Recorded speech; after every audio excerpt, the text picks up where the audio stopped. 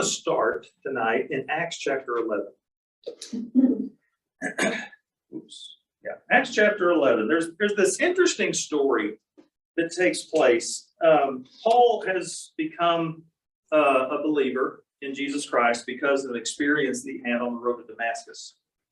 And because of the situation in life he was in, because of being someone who was opposed to Jesus for so long, Barnabas, the son of encouragement, decides he's going to take Paul under his wings and help encourage him and help him grow.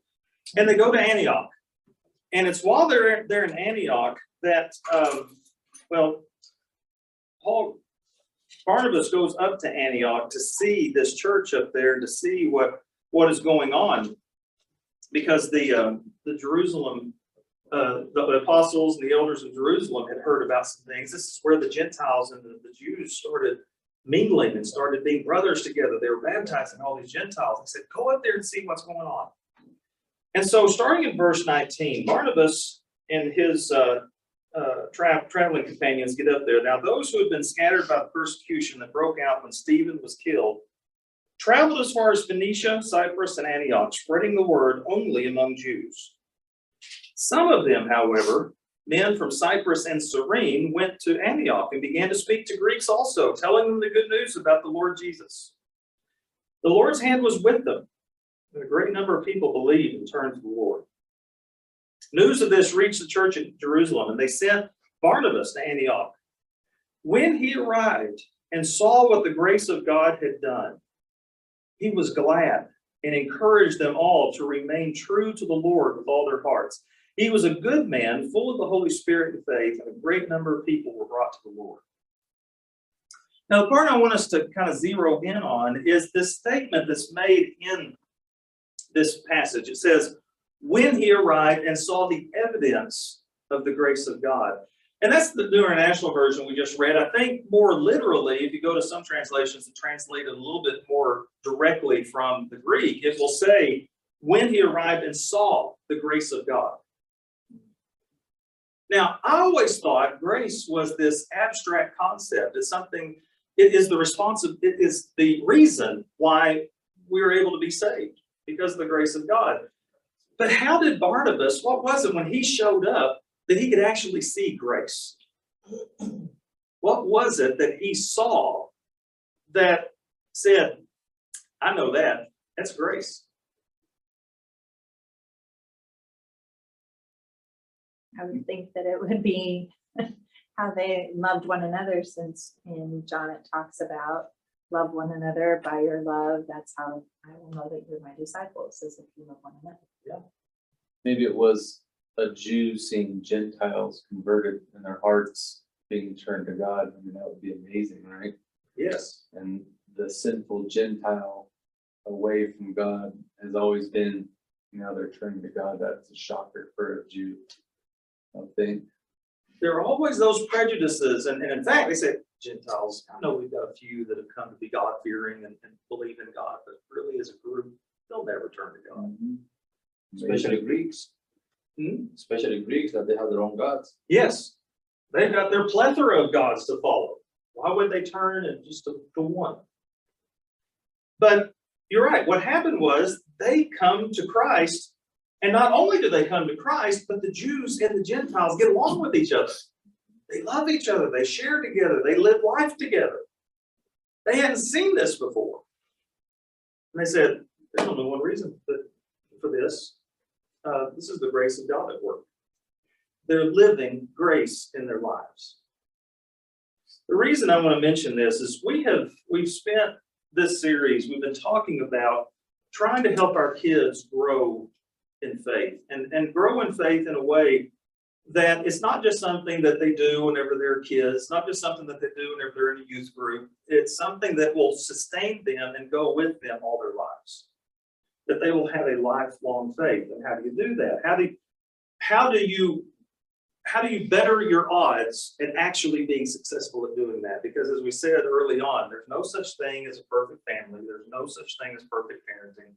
We're all going to make mistakes in doing that. But there's some things that we can do that improve the chances of our kids getting that.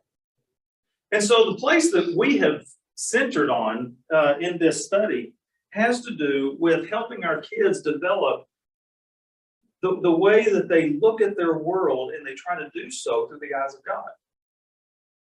That there are a lot of different worldviews that are calling out to our kids to believe in those worldviews and to look at the world through those worldviews. You can just think of the news reports that you've seen and the different cancel culture things that you've seen, and the different ads that you see on TV, and the different things that you hear people talk about. And it doesn't take you long to figure out that there are a lot of different worldviews out there that have nothing to do with Jesus, have nothing to do with God, and look at it completely and strictly through a humanistic and selfish mindset. And as long as, if our kids grow up with that worldview, one of those worldviews that looks at life as humans being preeminent and predominant in life, where the story is all about us, it's going to be hard to have faith. Faith is about turning everything over to Jesus Christ, and for God to be the center of everything. He's the main character of the story, and I get to participate in the story with him. So that's kind of where we've been.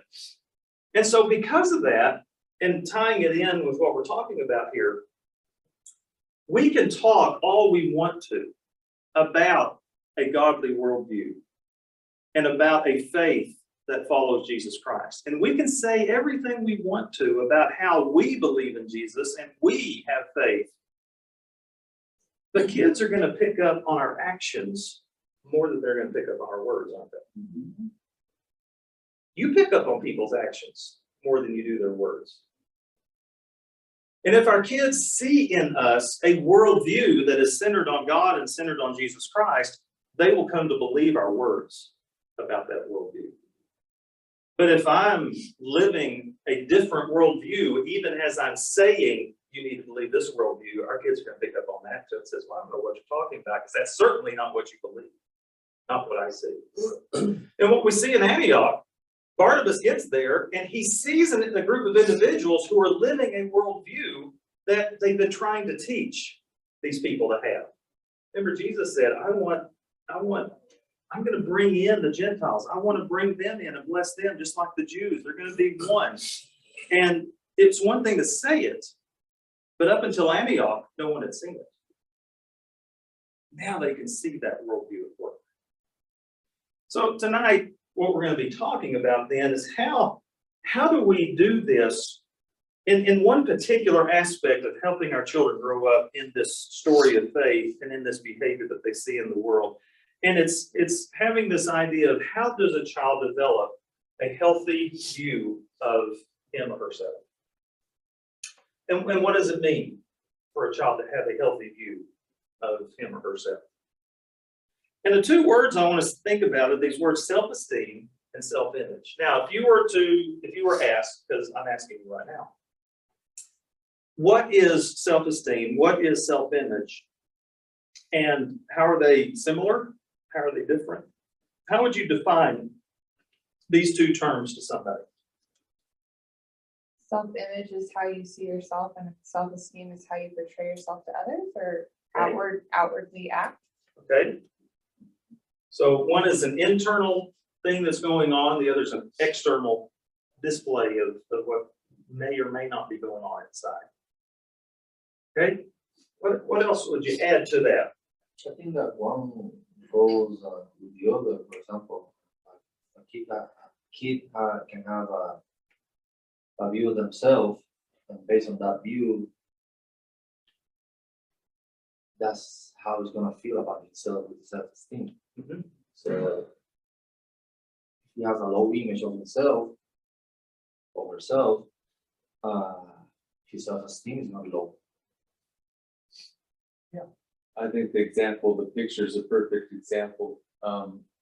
Someone might look away on the outside and feel like people see them in a crowd, but when they look in the mirror and see themselves, it's a whole different situation. Mm-hmm. So, and that's being a kid, and that's learning through that transitional period. So, one of the things we talked about a few weeks ago too is the fact that our kids today, and to be honest, they learned it from us. they're not completely at fault here, but they have learned how to compartmentalize their lives so well that they may have a different self-esteem, a different self-image, depending on what setting they find themselves in. I mean, if some kids have gotten so good at compartmentalizing their lives that if they're with a youth group, they're one person. If they're with their family, they're a completely different person. And if they're with their school group, they're with a completely different person. But if they're with an extracurricular group at school, they're a completely different person. And so on and so forth, they can go. And they have done such a good job of compartmentalizing their lives like that, that they can change from this image to this image in a moment's notice. Now, what's interesting is whenever two of those come to meet, like the kid is around their school group and their parents are alongside. Now they got a choice to make. Which one am I going to take on at this point? The problem with it is each one of these compartments in their lives tend to bring with it a different worldview, oftentimes. And so we got a lot of really confused kids out there. Now, I will take, it's all a matter of words, and so I'm going to use what I've got because I've already got it up here and I can't change it. But I would take what you said about internal and external, but I would swap it. Because I would say that self-esteem is down deep how a person feels about him or herself. This is the internal. This is what I feel about myself. This is what I believe about myself. This is what I understand about myself. And it comes through a lot of different experiences, things that people say about me, things that people do, things that I do, things, my capabilities, things I can't do. And so it's what the image that I see about myself that I have internally. Self-image then is that attempt that the child makes where this is how I see myself, but this is how I want other people to see me. This is the image I want to portray to others. And it may or may not go along with my self-esteem. Give some examples. We've heard stories now about, in fact, stories were out there for a long time about Robin Williams. Robin Williams, an incredible comedian, always out there, always making people laugh.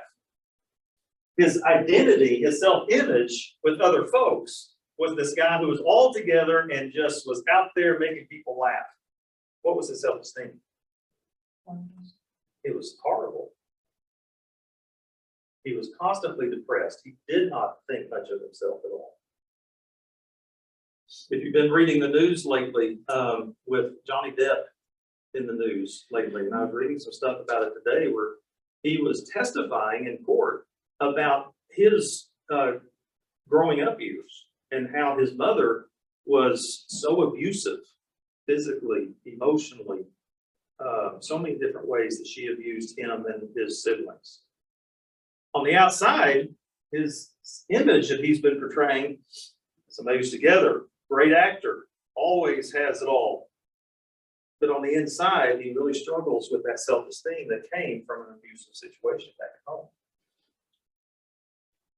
Now, the reason why this is important is because our self-esteem and our self-image are going to greatly influence how close we allow others to get in our lives. Amen. And it's going to extend to how much I allow God to get close to me. Am I someone who's worth God knowing? Am I somebody who God would even love? But I'd even switch it. It may be even more so important in the fact of how close I will allow God to get to me. Does that make sense? And so the purpose of asking this question is, how do we develop that self-esteem in our kids? Now, a couple of things. We'll notice Luke chapter 15. Luke chapter 15 is the story of the prodigal son. And you remember the story. You've listened to it, you've read it, and so on. But remember the prodigal son, he's with a loving father, but he goes to his dad one day. He's going through a rebellious stage, and he says, I want you to give my inheritance now. I don't want to wait. I want to pretend you're dead, and I want you to go ahead and give me my inheritance now. And so his father agrees, and he gives him his inheritance. Well, the son goes away. He comes back, and we read in Luke 15, verse 17. When this son came to his senses, he said, how many of my father's hired servants have food to spare, and here I am starving to death? I will set out and go back to my father and say to him, Father, I have sinned against heaven and against you. I am no longer worthy to be called your son. Make me like one of your hired servants. So he got up and went to his father. What do you know about his self-esteem and about his self-image, based on what it says? It's bad. Pretty low. Yeah. Yeah, they're rock bottom, Yeah. eating the pig food, or not even the pig food, the leftovers. He had had it all, and he blew it. And, So what does he believe his relationship with his father is going to be moving forward? come crawling on his knees back, thought he had to do that. Yeah. And he decides, I can't even be your son anymore. I'll be a hired hand. And I'll live like one of the hired hands if I can just have a place to live, just a place that will take care of me. I'm not coming back and asking to be your son anymore. I'm afraid we got a lot of folks that are still prodigal sons out there that haven't heard the rest of the story, which is what the father says to the son. Don't even give me that. You're still my son. I still love you. Come on in.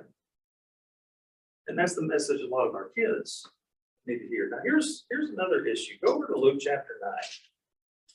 Because I think this may be an area that we have sometimes misunderstood or at least struggled with. Luke chapter 9, verse 23. Jesus is talking to his disciples about what it means to follow him. And he said to them all, whoever wants to be my disciple must deny themselves, take up their cross daily, and follow me. You got to deny yourself, take up the cross daily, and follow me. What does it mean to deny myself? And maybe along with that, what does it not mean? To do without. To do without? So it may mean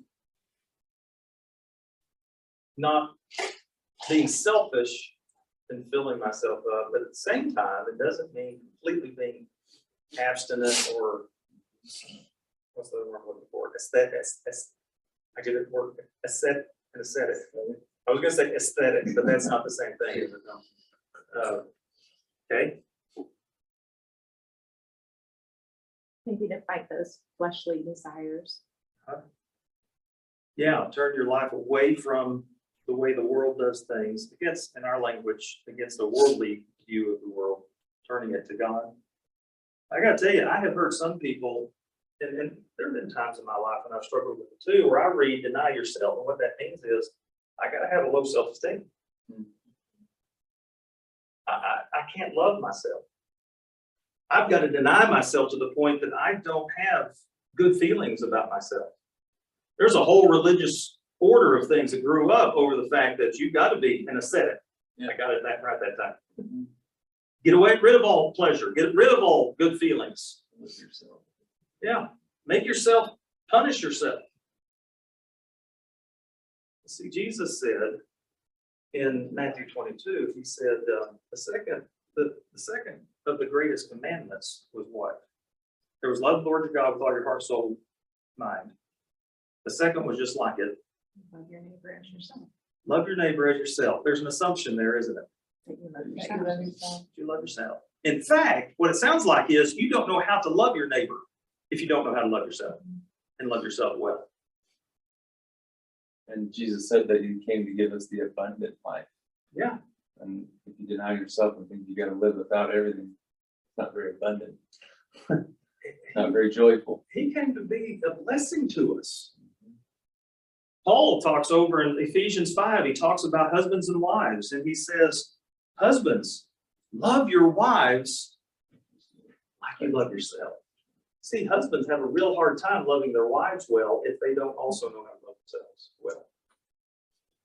So what's that to say? Well, when we're talking about self-esteem and self-image, there is something we need to give to our kids where they understand how to love themselves well. So what are some of those indicators of poor identity? If you pick up on somebody who has a poor self-identity, what are some of the visible signs that give you that indication? Sometimes they don't take care of their physical appearance. Self-pity. The way they talk about themselves, always putting themselves down. Lack of wanting to be around others. Kind of being a Isolation. loner, kind of isolation. Yeah, that could be an indication. If you hear, it says putting others down, also putting themselves down. But you know, it can also go the other direction. It can be an over-pridefulness. That can mask a low esteem, a low identity. Covering up, busyness, getting so busy that you can't face yourself. You can't stand, talk, thinking about it. And it goes along with it with escapism. Do everything you can to keep facing what's going on the inside. And who's to blame us for having these problems? Because the world, whenever they tell us, if you want to have good self-esteem, if you want to have a good self-image, then here are the things you've got to do. I mean, you've got to give yourself to all sorts of worldly ways of doing that, through tolerance, through a bunch of things having to do with our cancel culture and woke mentality that's going on today. Promoting self above others, pursuing self-interest, because after all, no one else is going to look after us. But when it comes down to it, there's three elements that go toward identity. There are three things that really that build self-esteem and self-image in a person. One is belonging and security. They know that they're loved, they know that someone cares about them, and they know that they're safe in that spot. It's hard to build a good self-esteem, self-identity, self-image if you don't have that security. The person needs to understand their value, that I'm valuable for who I am. And then a person needs to understand their competence. I'm capable. Because if I don't feel like I belong to anyone, in fact, there was a study that was done several years ago, back in the 50s, I think they've been 40s and 50s. You realize pretty soon we're going to have to say the 1940s and 50s, because if we talk about the 40s and 50s, it's going to go back 2040. Some of us will make it there, I don't know. But they did that study where, and this was back there, you could do these awful experiments on humans, and everybody thought that was a wonderful thing to do. But they set apart these babies in a room and didn't give them any touch. Didn't give them any attention. And none of those babies lived very long. They didn't thrive because they didn't have any sense of belonging. They didn't have any sense of security. That sense of value. I mean, how much can a person feel about themselves if they don't feel like anybody else cares about them? Anybody else values them? And certainly about competence. If I can't do anything, now my wife says that she grew up fully understanding that if something needed to be torn apart, that she was the one that could do it, because her dad always told her, you could break a steel ball if I gave you one. So she was competent. I'm just not sure it was at that point the right competence. Yeah, it was funny. He's a good man, but he'd get upset. He'd get so irritated sometimes. You break a steel ball if you had. So yeah, are you competent? Now, what's interesting is I want us to see how the source for true identity, what God did about that. Talking about belonging and security, He reveals Himself to us as a Father. He loves us. We got a spot with Him, and He provides for us. We don't have to worry about tomorrow because we got security in Him. When it comes to value, we've got a Savior that's died for us. How much more valuable are we than that? As to competence, man, we got the Holy Spirit living within us. And his fruit is being produced daily as he works in us. His presence is there with us. Talk about confidence. Now, if we want to build self-esteem and self-identity in somebody, maybe these are the things that we ought to root them in. First, ourselves. Because if we're not careful, remember what we said, faith is as much caught as it is taught. You understand, identity is as much taught as it is taught. If our kids see this in us, what are they likely to grow with in themselves? But if our kids see this in us, what might they grow up seeing themselves? I love this cartoon. There's Rose's Rose. Not a great image, but got dad, he's fixing, I think it's breakfast, and they're eating breakfast together in a great big hug. The little boy, she's helping her plant flowers, and then he's building something with dad in the workshop, and then here they are washing the car together, giving more great big hugs. He's reading a story to him late at night, and it ends up with, well, it's important to give him the home court advantage in this game of life. Well, what we do with our kids is more than what we talk about, it's what we do. And so I want us to talk about, how do you do this? What are some tools that we use to build this godly self-image, self-esteem within our kids? And where I get this from, many of you may be familiar with it. Several years ago, Greg Smalley, what were their names? Gary Smalley and John Trent. He wrote a book called The Blessing. And in this book, he talks about five qualities, 5 things that parents need to pass on to their kids. And they got them from Scripture. He got them from watching how God, as our Heavenly Father, does things, and then also noticing, especially in the Old Testament, how fathers did some things then that were meaningful and successful in passing on that faith. And what I want to do is take those 5 things and apply them to what we're talking about here. That if we want our kids to grow up with a good worldview, a godly worldview, if we want them to have faith in God, they'll take through a lifetime, that means that their self-identity, their self-image, what's going on the inside of them, needs to be keyed into that as well. One piece of helping them have this lifelong faith. And the first thing that they talk about is meaningful touch.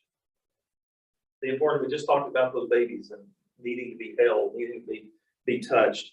It is an essential element bestowing the blessing in Old Testament homes. I've been reading through some of Genesis right now for some stuff, and I was struck again how many times Abraham did it to Isaac, Isaac did it to his sons, Jacob and Esau. Jacob did it to each of his 12 sons. He'd pull the sons up and he would touch them, and he'd give them the blessing. That touch was so important. And it doesn't have to be a huge touch. It doesn't have to be a big thing. We're just talking about contact with a parent or a grandparent. One of the things I was struck with, remember Jacob, Isaac. Isaac's going to give his blessing to Jacob and to Esau, but Esau's the older one. And no, I'll save that one for just a minute. We're going to leave that for another one. It's the story of Joseph. He has 2 sons, Manasseh and Ephraim. Manasseh's the older. And Jacob says, bring your kids in here. I want to give them a blessing. And so Joseph lines them up. He's got Manasseh on Jacob's right and Ephraim on Jacob's left. Because Jacob can't see very well right now. His eyesight's really bad. And so that he'll reach out his hands and he'll put his right hand on the oldest and he'll put his left on the younger one and give the proper blessings. You remember what Jacob did? He did that. And Joseph says, oh, no. Here he is. And Jacob says, hush, I know what I'm doing. He touches them. There was something significant about that touch that went on there. A hug relieves tension, improves blood flow, reduces stress, non-polluting, helps self-esteem. Generates goodwill. No batteries required. Absolutely no cost. Non-taxable. Silent performance. Extremely personal. Fully returnable. Get one today. Recommended for ages 1 to 100 and up. I grew up in a home that we didn't do a lot of touching. That just was not our thing. Until I was an adult and my dad got older, I don't remember many hugs from my dad. Now, when he got older and I got older, all of a sudden we started hugging. But I didn't grow up with that. So this is one that I really had to learn. How to give meaningful touches to my kids. Because that touch signals and it's symbolic of that connection that we've got. Now, my wife, she grew up in a hugging family. And so whenever they would get together, the way they greeted each other was with hugs. And so I kind of step over here and let them hug it out, you know. In fact, her nickname growing up was Hug It. And she loved to hug. Well, over time, I learned the importance of hugs. Those are pretty good. And again, what was said, it doesn't have to be big bear hugs. It can be a pat on the back. It can be a hand on the shoulder. It can be a ruffle of the hair. It can be bumping up against them, just kind of knocking them off kilter a little bit. Just something where that physical contact. Because again, it is that symbol of attaching oneself to another, there's that tremendous physical benefit to it. But isn't it true that somewhere along the way, touching becomes less frequent? In fact, this cartoon, I love it, but it's so sad to me. I've got 2 daughters. And I will tell you, this is one that I've struggled with as well. Dad and his daughter are sitting there eating popcorn, they're watching a movie. And this is what Dad is thinking. He says, I remember when Elizabeth was little, we'd snuggle up together to watch TV. She's so big now, she's a pretty young woman. I'd love to put my arm around her, but maybe she'd think it was wrong. Maybe she'd push me away. I just don't know what to do. Growing up with daughters, you kind of get up to a certain level. We've been told, be careful about women as they get to be young women. So they're sitting there and eating their popcorn, and she looks over, and this is what Elizabeth is thinking. I wonder why Daddy never hugs me anymore. So this is one that, just as a personal confession here, this is one I really had to work on for myself. And I've got one daughter, you'll relate to this. I've got one daughter that hugging is her love language. She just wants to hang on. Okay, little space here. It's okay. Bubble, bubble. But I've also come to understand what she needs that. Especially little girls, because little girls are looking for those appropriate ways of expressing affection with the opposite sex. And she's got to learn it appropriately from somewhere. But it has much more to do than that. It's this idea of passing on this blessing of a meaningful touch that means something. Tell me a little bit. What do you notice about this one? What are your thoughts? I have a daughter that's 15, and you hit the nail on the head. It's like a year or 2 ago. Don't touch me, Dad. Don't touch me, Dad. And I tried, come here. No more frontal hugs, Yeah. Side hug. Yeah, silent. So yeah, I think you really have to try and keep that. So he playfully touch. punches her and she's like, Yeah. "Stop!" And we play around with that. And that's important. And the thing that caught my hand, and I don't want to open up another can, but the whole COVID thing. You put a mask around every 20 million kids in the US or the world more, and they don't verbalize with each other, they don't get close to each other, they don't touch each other. What's that going to do to this next generation of kids? And we've already started seeing the studies done on that. Psychological effects, yeah. That's right. So anyway, it's important, physical touch. Notice how many times in Scripture God has given these. Here's your big word for the night: anthropomorphic characteristics. He doesn't really have hands, he doesn't have arms. How many times does Scripture talk about God enveloping us in his arms, sheltering us with his wings. Those different aspects about touch. Well, you said, hug, greet one another with the holy kiss. Churches Yeah. of Christ greet you. So I mean, that's pretty intimate. That's some touch right there. Yeah, I'm sure it was the Middle Eastern side, kiss, I hope, but, But Yeah, it we're brings told up a to do good it. point. What does that mean for us? What does that look like for us? Yeah. And, I'm sure y'all experienced the same thing here, but I remember here at Greenlawn, that first Sunday that we got back from COVID, everybody walked around like this. oh yeah, no Couldn't touch, shake hands. Yeah. Couldn't hug. fist bump. Fist bump, maybe. Yeah, Maybe. Elbow bump. yeah, Elbow elbow, bump. that's right. That's right. Or foot bump. Yeah, I saw people doing that too. My son, whenever he was, I guess it's probably, we got in middle school, because he really turned goofy in middle school. But he got to that where it was, don't touch, come on, my friends will see me and all that stuff. But I also noticed that when my wife would hug him or put her arm around him, he would just melt. And I could tell there was just this little smile that would come on his face, though he didn't want anybody to see it, because that touch was so important. It lends itself to this godly esteem, this that we're talking about here. Second one, the spoken message. A lot of homes, words are seldom heard unless it has to do with working out schedules, working out where we got to go. Come on, hurry up, we got to get out of here. A lot of business to conduct, a lot of routines. But there's an incredible power to words in there. They can build us up or they can tear us down. Words last a lifetime. Oh, they do. And they have a way of shaping a person's understanding of themselves for good or bad. I still remember and I don't know why, this just hangs on, what you're talking about.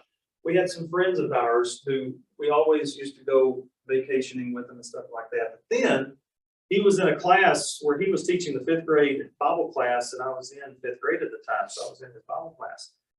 And he said something, I can't remember what it was now, but it was something that kind of, it's that age where you're getting real self-conscious, and I'm sure he meant it, did not mean it as anything, but I felt it to be a real put down on something I'd said, something I had done, or something like that. Boy, that lasted with me. The relationship with him was never the same. And that's probably unfair, but that's where that was. Words are so important. And so people are so busy, we don't have a lot of time for conversation. We don't have times for family night. We don't have times for family devotionals to talk. We hardly ever eat supper together where we can have those conversations with one another. Silence is what happens in babysitting. I mean, just nothing is being said. Got to have those words of affirmation. I love what happens to Hagar here, because poor guy. She says, wife says, hey, what's the wife's name? I can't remember now. Helga. It was a good Viking name. Try to be nice to Honey. She's nervous about her date. He says, I can do that. I can be nice. So in comes Honey, and here's the compliment. You know, Honey looks exactly like you did at her age. There's the compliment. Oh, thank you. Thanks a lot for ruining my life, Dad. Helga says, I hate it when you tease her like that. The door slammed. Son says, way to go, Dad. Poor Hagar. He says, what did I do? The dog, grr.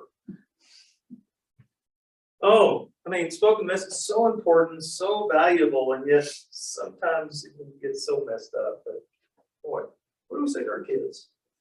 And we have those opportunities. See, one of the things we had to learn as parents, as our kids were growing up, and something I try to pass on to parents is you've got to remain the best student of your kids you possibly can. You've got to be constantly learning about your kids. And the way you do that is you listen. You ask good questions. You don't say, how was your day? You say, tell me something good happened to you today. Or, you don't look so good. Tell me something that didn't happen good to you today. And that spoken message says, you're valuable to me. You belong here. It's safe to talk about that with me. All those things we talked about have to do with building up that good self-esteem. And it is the way that God does it for us as well. Remember, whenever a child got up of age and the parents were getting old enough, they were about to leave this life, they would bring the kids up. Abraham again did it to Isaac, Isaac to Jacob, and so on. And they bring up and they would give that spoken blessing to them. It was something they said. Not just something they wrote down, not just something that they, something that they said. Gotta keep talking. Next one, attaching high value. Remember, this is one that we talked about, having that high value. What does it mean to give something value? The importance of it, the priority it has in our lives, the honor that we give to it.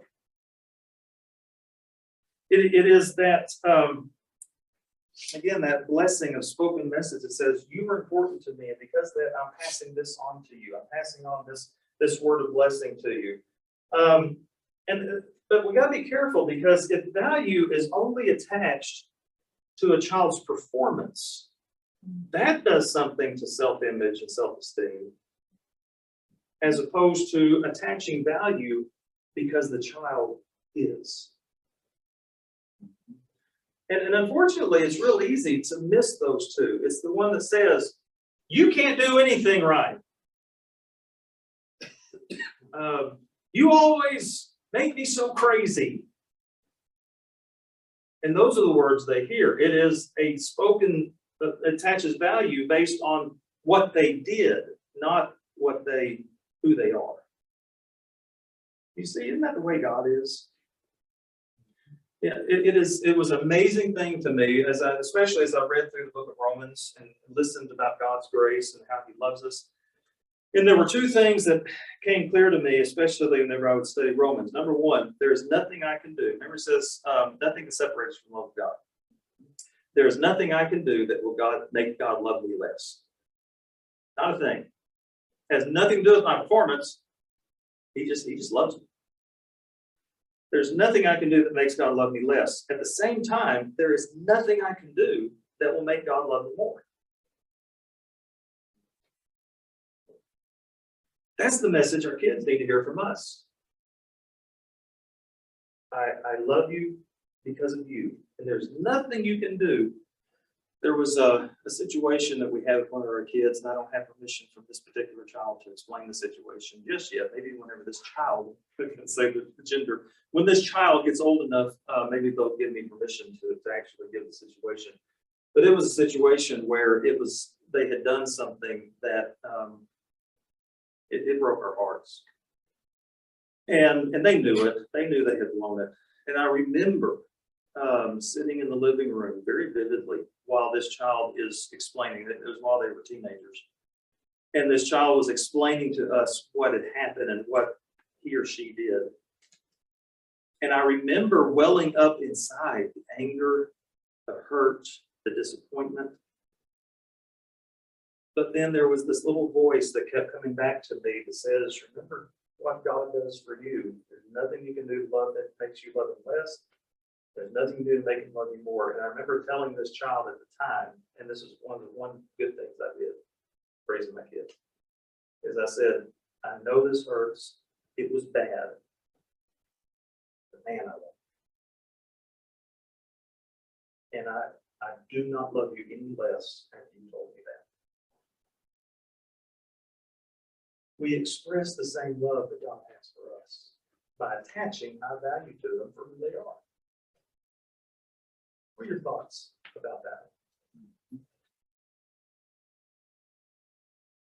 I think that's the whole reason why God sent his son on the earth, is because of sin, right? Because the hurt that it causes, the pain that it causes. And so when you see your child go through that, you can say, I love you, no matter what. You don't have to live with that. You're going to have to deal with the consequences, but I can forgive you. And it's our job to teach them what sin does, just as God warned us, all the way through the history of man and the history of time. But there's an answer for it, and it's love, no matter what. So. And you're not gonna be able to push me away. I'm gonna be here regardless. It's, I love this one. I liked it better when it was just me on your laptop. Or this one. I don't know much about art, but I sure know what my mom likes. There you put some of that really messy looking stuff up on the refrigerator. There you really compliment something that has happened and it wasn't the best. But it was still valuable anyway. Because it's showing what God does for us. And remember the goal here. It is not just to fill them with good feelings. It's not just to puff them up with something that will carry them through the difficult times. What we're doing is we're demonstrating and mimicking what we've learned from God. Because they're going to learn about God through what they see in us. And He gives us meaningful touch. Both just in His presence, indwelling us. I mean, there's some touch. But the way He's given us Christ's body in one another, there's touch. He's given us His spoken message. And He's given us high value. And so we pass that on to our kids as well. And while we're doing so, we give the reason for it. Again, it's that we've talked a lot here about using God language, that we understand that everything about life involves God, because life, God is the main character. God is a part of all of it. And so we go ahead and say it. When we're attaching high value, we say, man, I am so proud of the young man that God is making of you. And you give credit to where credit is due. Say, man, when I saw you, the way that you treated your friend whenever they were down, I saw God's love just shining all the way through you. Now, for some of us, that doesn't come across, that's not very easy. It doesn't seem natural at first. That's not the way we were raised. That's not the American way. The American way is you pull yourself up. You get up there and do it yourself. It's a different worldview, is what we're talking about. All right. Picturing a special future.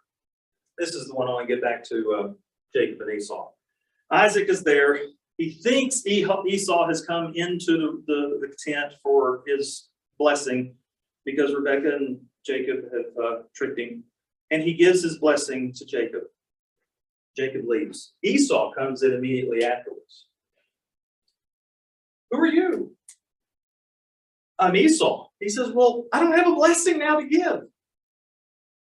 Do you remember Esau's response? Do what? Give me one too.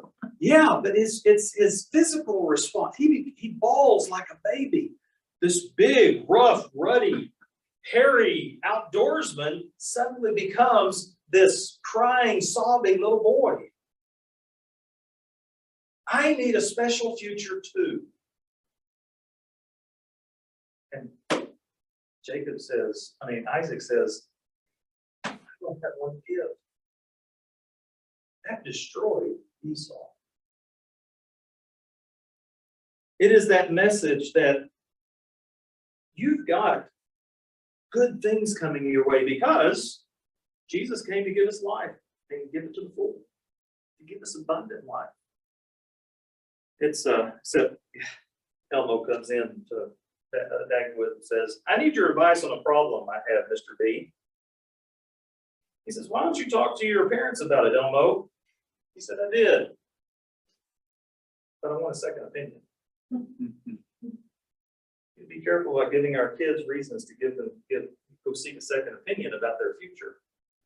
It is to speak about, this is what I see in you. And this is where God's going to use you. Matthew was the one that he really struggled with what to do in college and what to become. And he finally went, got a Bible degree, which different experiences have caused him to question whether he went and got the right degree in college. But I've tried to help him understand that, Matthew, God is going to use you regardless of what you're doing, because he loves you and he's with you, and I see the things that God can use in you. So regardless of what you're doing, your future is bright. God's going to use you regardless. And that's one of the messages our kids need to hear. And then the last one, active commitment. We've always heard about quality time versus quantity time. You know, we may not have much time with our kids, but we want to make sure it's quality whenever we're with them. Well, I got to tell you, some of that is really ridiculous and is false. They got to have the quantity time too. And in our world, it's more and more difficult, as you know, for that to happen, especially as they're teenagers. But we've got to break that down. We've got to find that quantity time to be with them as well.